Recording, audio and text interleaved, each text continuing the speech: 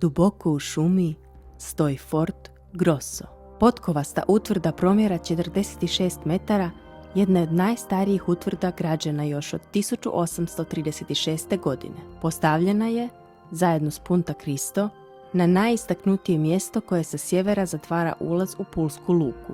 Središte utvrde je Martello toranj. Grosso ima podrumsku cisternu, prizemlje, kat i platformu. Posada joj je brojala do 116 vojnika u miru uz jednog časnika ili 203 vojnika i 4 časnika u ratu.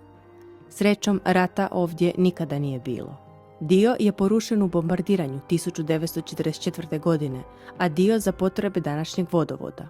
Iako je dijelom srušena, sve putnike namjernike podsjećamo da ne ostavljaju ništa osim tragova svojih cipela i da ne pale vatre na ovim vrijednim mjestima. Na 67 metara nadmorske visine pogled na Brijune, Pulu i okolicu s vidikovca na krovu fantastičan je. Obucite dobru obuću i uzmite kanočal kad se odlučite za posjet ovom zdanju.